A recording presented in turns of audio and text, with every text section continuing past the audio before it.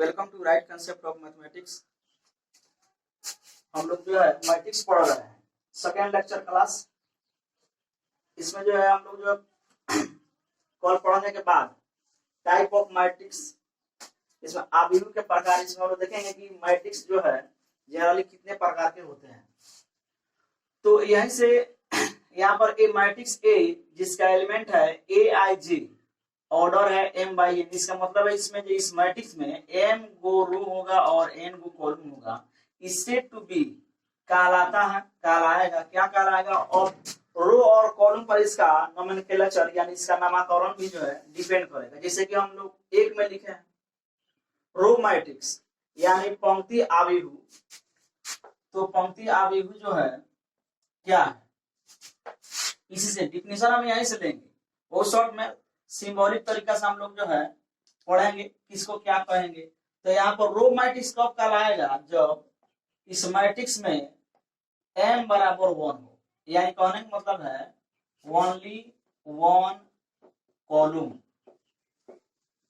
यानी कहने का मतलब है जिस मैट्रिक्स में सिर्फ और सिर्फ एक ही जो है कॉलम हो उस मैट्रिक्स को हम लोग रो मैट्रिक्स कहेंगे। जैसे एग्जांपल के तौर पर 1 4, यहाँ पर एक जो है रो है और 2 कॉलम है। तो कॉलम क्या है उससे मतलब नहीं है, सिर्फ एक रो होना चाहिए। एक नंबर एग्जांपल, 2 नंबर एग्जांपल हो सकता है 3 - 2, मान लीजिए यहाँ पर इसे, यहाँ पर हो जाएगा 1/3। तो 1 रो है और 3 क्या है, कॉलम है। तो कॉलम क्या है उससे मतलब नहीं है, सिर्फ 1 रो होना चाहिए। जिस मैट्रिक्स में सिर्फ एक रो, ओनली वन, सॉरी यहाँ पर कॉलम हो गया, रो होना चाहिए। तो जिस मैट्रिक्स में सिर्फ 1 रो हो उसे कहेंगे रो मैट्रिक्स। 2 नंबर में कॉलम मैट्रिक्स, कॉलम मैट्रिक्स यानी स्तंभ आव्यूह।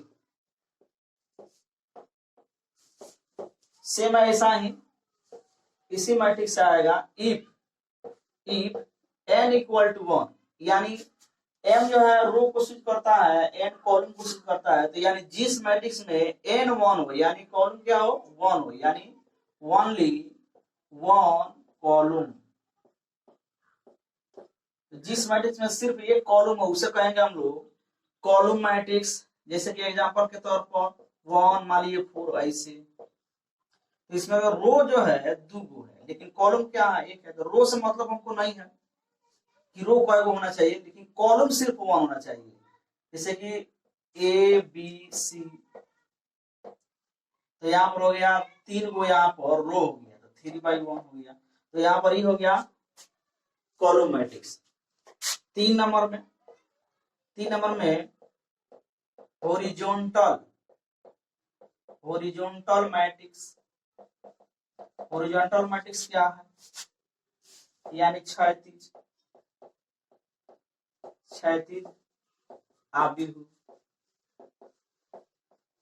यानी इसका शेप जो होगा क्या होगा, हॉरिजॉन्टल होगा, माने क्षैतिज होगा। जैसे कि हम लोग यहाँ पर देख रहे हैं, यहाँ पर यहीं से देख रहे हैं, कब होगा ये मैट्रिक्स ए जो है हॉरिजॉन्टल मैट्रिक्स होगा इफ m छोटा होगा n से, m छोटा होगा n से, यानी रो इज दैट इज अर्थात लेस देन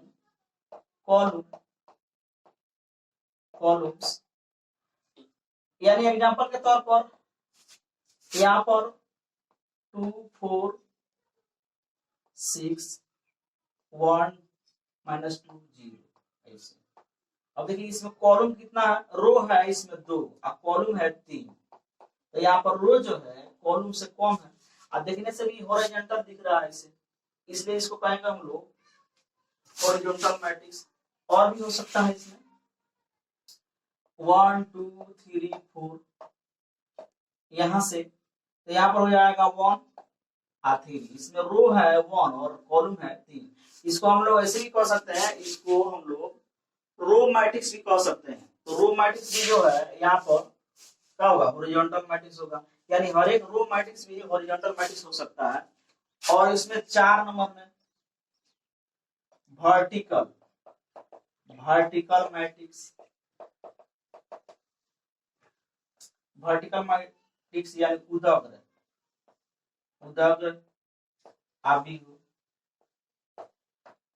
बस यहाँ पर जो है जिसमें यानी यदि m ग्रेटर देन n, जब कॉलम की संख्या रो की संख्या कॉलम की संख्या से अधिक हो, उस मैट्रिक्स को क्या कहेंगे? Vertical matrix. जैसे कि यहाँ पर शेप आएगा एग्जांपल में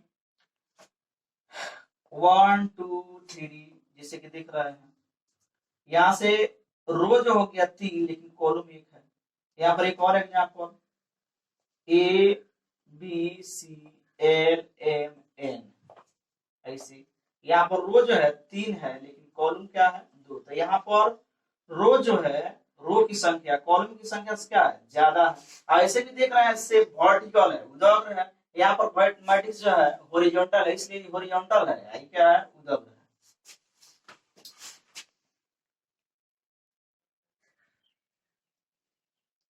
और 5 नंबर में रेक्टेंगुलर मैट्रिक्स। तो रेक्टेंगुलर मैट्रिक्स मतलब आयताकार मैट्रिक्स आव्यूह।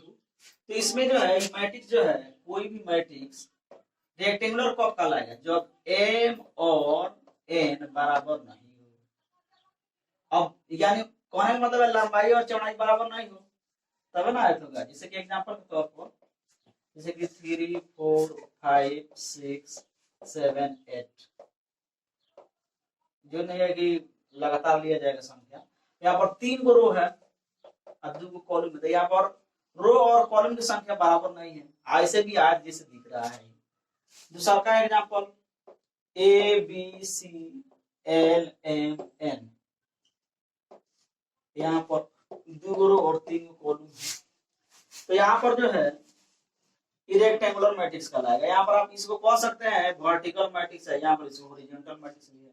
यानी जिस मैट्रिक्स में रो और कॉलम बराबर नहीं होगा उसको रेक्टेंगुलर मैट्रिक्स कहेंगे। और 6 नंबर में स्क्वायर मैट्रिक्स, स्क्वायर मैट्रिक्स वर्ग, वर्ग आव्यूह।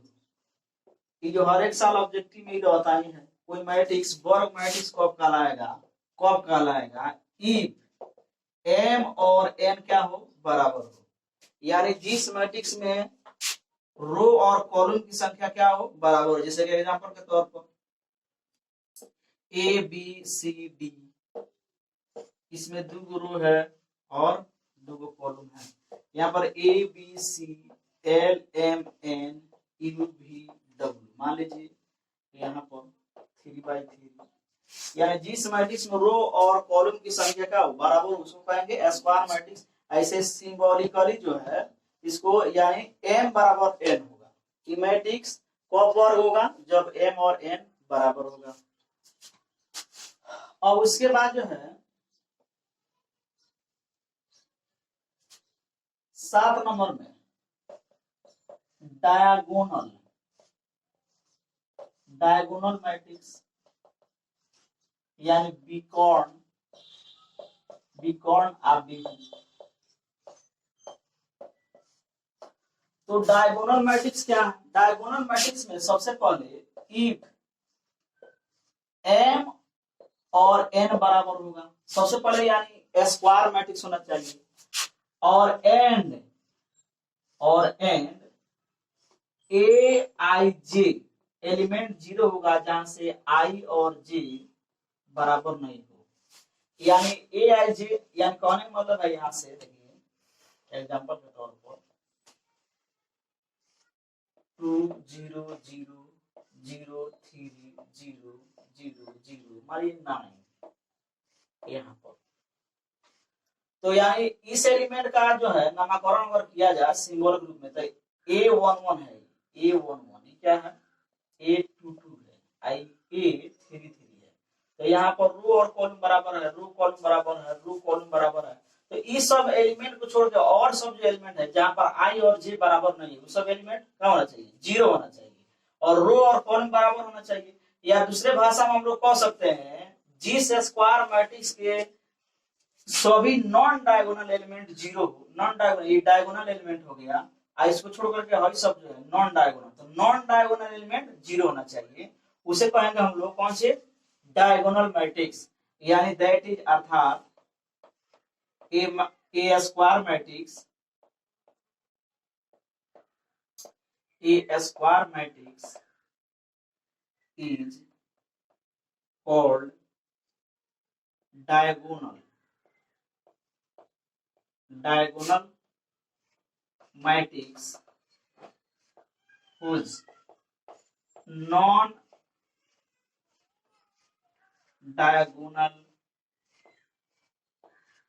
elements